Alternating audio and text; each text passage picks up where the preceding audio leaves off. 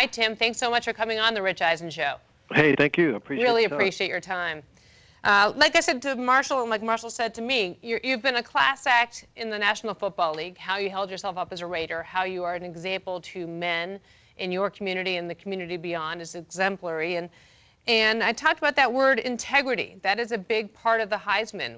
What are your memories from when you won the Heisman, and how did that play into how you held yourself as a football player?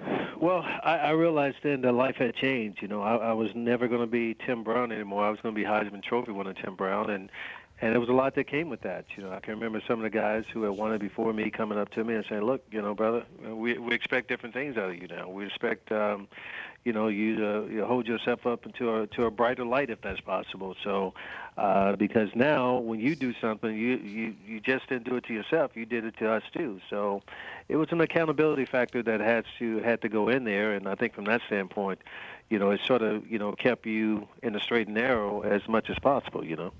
I think you're right about that. Suzy Shuster filling in for Rich Eisen on the Rich Eisen Show. Chris Law, Chris Brockman here on this rainy Friday afternoon. And Tim, when you look at the transition for so many players, you obviously went on to have this incredible career in the NFL. Why is there such a disconnect between Heisman players and Heisman winners and then how they go on to perform in the National Football League? Well, it's just the Heisman is not a predictor of future NFL success. I mean, it's really just that simple. It's a college award, and it's a great college award. It's a huge, and yeah, you're the best. They have chosen you to be the most outstanding player in college football.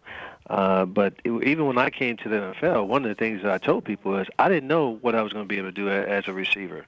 I really had no clue because I was in a wishbone my last 2 years with Lou Holtz, and but thankfully for me, I had guys like James Lofton and Mervyn Fernandez and Willie Gault who literally kept me out to practice and taught me how to play position. Now, I thought I could return punts and kickoffs in the NFL. I mean, my very first touch in the NFL was a 97-yard kickoff return, so I felt like I proved to people already that I could at least do that. But I didn't know about the receiver position. So would I have been a bust if I ended up just being a punt returner?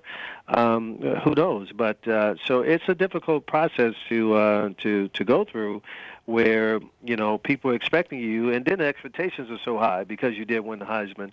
So it can be a difficult transition for sure. But some of us have been able to make it, and other ones have not. And you, of course, the first wide receiver ever to win the Heisman. I got to tell you a quick Willie Gault story. I played golf with him in a tournament once, and he had his left arm in a sling. Yeah. And with his right arm, leaned back and just killed it. It was the most spectacular thing I've ever seen in golf. I mean, with one arm. Athletes, especially a world-class athlete like Willie Gault, has the ability to do certain things. When I get lessons, my guy tells me only because you are a very good athlete can you swing and hit the ball the way you, because it makes no sense how you're swinging. So, and it's Willie crazy. Gault, and he played with one hand for a while. He played golf with one hand for a long time. He's a crazy man. What do you think of the voting for the Heisman? Can you tell us who you voted for?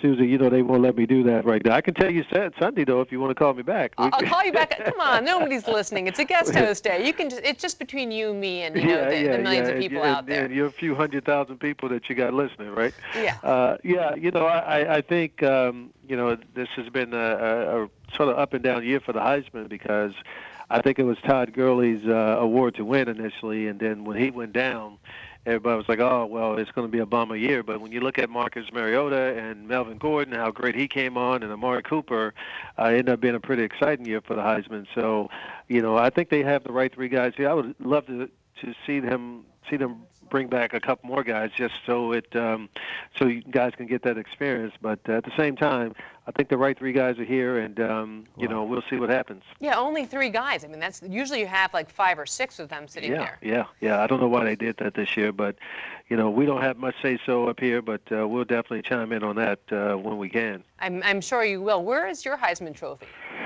It's at my house at this particular time. I literally built my house around the Heisman. Okay, when you walk in, the Heisman goes here. Okay, well, you can put this room here, you can put that room there. But my mom keeps it every once in a while. She says it's her trophy, nice. And it's hard for me to argue with that. But it goes back and forth from my house to her house. Let's talk about the Hall of Fame. Obviously, you've been a semifinalist the last couple of years. How hard has it been for you to watch others get in and continually sit here waiting? Watching other guys get in has not been a difficult thing at all. I think those couple of years where no receiver got in, it was difficult. But obviously I knew when Jerry and I came out the same year that he was going to, be a first ballot Hall of Famer. When Chris Carter went in and Andre went in, it's hard not to feel great for these guys, because they had been out for a while and need to go in. So that hasn't been the issue. I think the issue is just understanding that there's a process that everybody's going through here, not just the players, but the voters too. It's tough on them, just like it is on us. But we're in a position to be included into one of the more exclusive sports fraternities in the world.